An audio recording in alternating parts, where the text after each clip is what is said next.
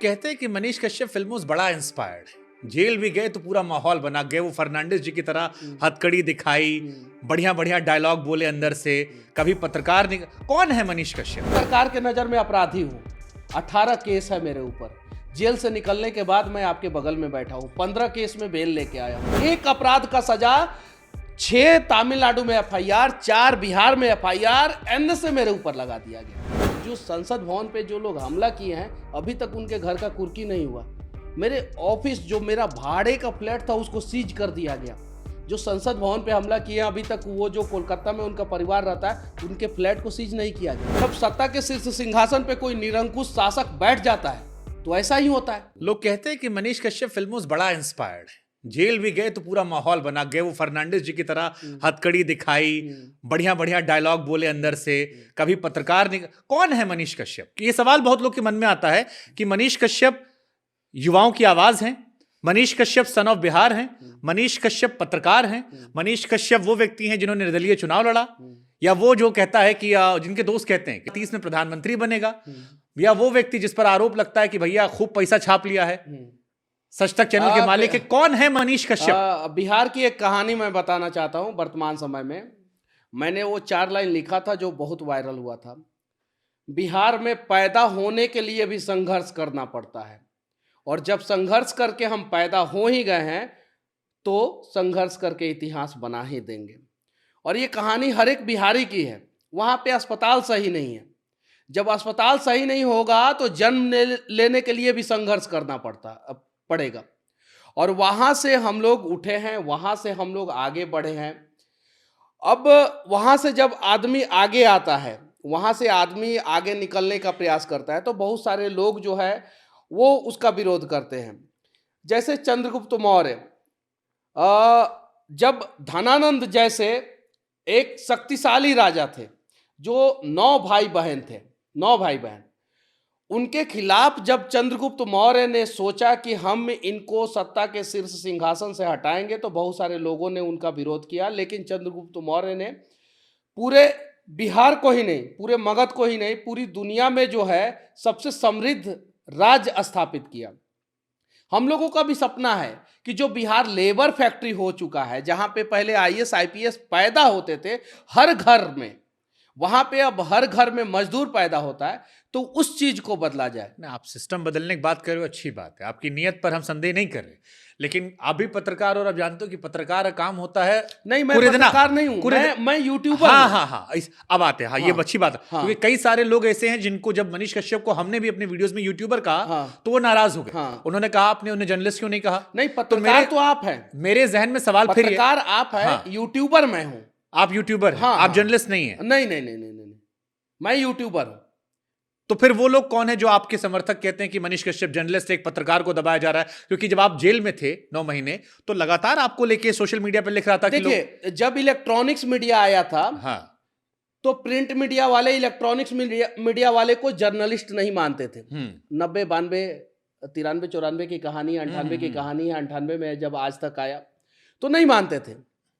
जब electronics media हावी हुआ, प्रिंट मीडिया हावी हुआ, उस समय डिजिटल मीडिया आया, तो इलेक्ट्रॉनिक्स और प्रिंट मीडिया के दौर में जो है डिजिटल मीडिया वाले को पत्रकार नहीं माना जाता। ये सवाल जो है भविष्य के गर्त में है कि डिजिटल मीडिया वाले को पत्रकार माना जाएगा कि नहीं माना जाएगा। जैसा हम लोग बात कर रहे थे, आपके पास भी मास कम्युनिकेशन की डिग्री नहीं है, मेरे पास भी नहीं है। आप मैकेनिकल इंजीनियर, मैं सिविल इंजीनियर, ऐसे अनेकों लोग हैं। लेकिन पत्रकारिता अगर करना है, चीजों को अगर दिखाना है, तो आपके पास नॉलेज होना चाहिए, जो मतलब कि समंदर जैसा नॉलेज है आपको। क्रिकेट पे बहुत अच्छी बात करते हैं ये सब। मैं सिविल इंजीनियर हूँ ना। देखिए, हमारी तारीफ करके आप सवाल नहीं, हम आपसे डरते नहीं हैं और डरेंगे भी नहीं, और डरना चाहिए भी नहीं। अब मैं सिविल इंजीनियर हूँ। अब बताइए, किसी भी राज्य के विकास में सबसे महत्वपूर्ण चीज क्या होता है? इंफ्रास्ट्रक्चर होता है। और इंफ्रास्ट्रक्चर को कौन दिखाएगा? उसको, जिसको नॉलेज होगा वही दिखाएगा ना। तो मैं सिविल इंजीनियर हूँ, सड़कों का वीडियो बनाता हूँ, घर अगर बन रहा है, गलत तरीके से बन रहा है, तो वो वीडियो बनाता हूँ। तो मैं वहां से सीखा हूं, और वहां से सीख के यूट्यूब के माध्यम से दिखा रहा हूं। आज कुछ लोग मुझे पत्रकार नहीं मान रहे हैं, भविष्य में शायद मानेंगे। लेकिन आज के समय में मैं अपने आप को यूट्यूबर, एज ए यूट्यूबर गर्व महसूस करता हूं। अब लोग क्या कहते हैं, वो एक नजरिया और लोगों का है। मैं लोगों को साइड करता हूं, मेरी बातचीत हो रही है मनीष कश्यप से, और मुझे लगता है कि आपको पसंद करने वाले या आपको नापसंद करने वाले दोनों वर्ग के मन में आपकी शख्सियत को आपके नजरिए समझने की इच्छा होगी, क्योंकि वो आपको इस तरह से नहीं देखे सुने होंगे जो आज हम चाहेंगे कि वो पर्सनैलिटी निकले। तो मेरा सवाल, मैं सरकार के नजर में अपराधी हूं, 18 केस है मेरे ऊपर, जेल से निकलने के बाद मैं आपके बगल में बैठा हूं, 15 केस में बेल लेके आया हूं। एक अपराध सरकार के द्वारा मेरे ऊपर लगाया गया था, एक इंजाम, यानी सरकार के नजर में मैंने एक अपराध किया था, मैंने अपराध नहीं किया, एक अपराध का सजा 6 तमिलनाडु में एफआईआर, 4 बिहार में एफआईआर, एनएसए मेरे ऊपर लगा दिया गया। अब जरा बताइए मैं अपने आप को क्या मानूं?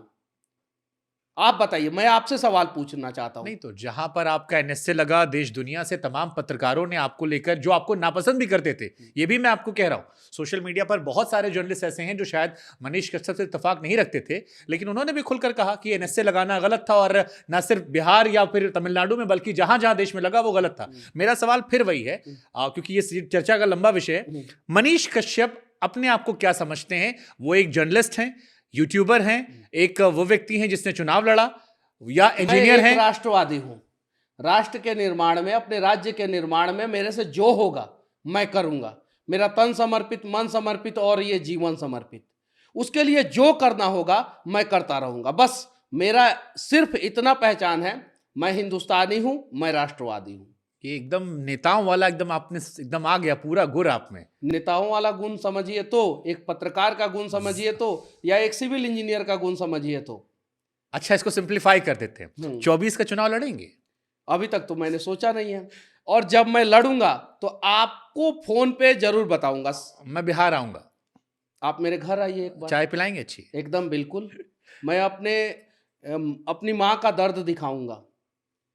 आखिर मेरी माँ का क्या कसूर था?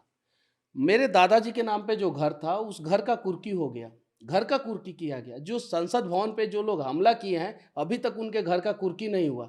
मेरे ऑफिस, जो मेरा भाड़े का फ्लैट था, उसको सीज कर दिया गया। जो संसद भवन पे हमला किए, अभी तक वो जो कोलकाता में उनका परिवार रहता है, उनके फ्लैट को सीज नहीं किया गया। यहाँ पे भारत इतना, यहाँ का संविधान इतना खूबसूरत है कि यहाँ पे आतंकवादियों के परिवार को भी टॉर्चर नहीं किया जाता है। मेरे परिवार को टॉर्चर किया गया। परिवार तो छोड़ दीजिए, मेरे कंपनी में जो पानी पिलाता है, जिसको आम बोलचाल में हम लोग ऑफिस स्टाफ कहते हैं और पहले लोग चपरासी बोलते थे, उसके ऊपर भी एफआईआर किया गया। मेरे कंपनी में काम करने वाली जो लड़कियां थी, जो रिपोर्टर थी, उनको धमकाया गया, डराया गया कि मनीष कश्यप को छोड़ दो। जरा सोचिए, इतना प्रताड़ित किया गया मुझे, इतना प्रताड़ित किया गया। क्यों किया गया आपके साथ? आपको क्या लगता है, पीछे मुड़कर देखते हैं, क्यों किया गया आपके साथ? जब सत्ता के शीर्ष सिंहासन पे कोई निरंकुश शासक बैठ जाता है तो ऐसा ही होता है। शायद बिहार में कोई निरंकुश शासक बैठ गया, उसने ऐसा किया। उसको पता ही नहीं था कि मनीष कश्यप को हम जितना प्रताड़ित करेंगे, वो जेल से बाहर आके उतना ही मजबूती के साथ फिर से आवाज उठाएगा।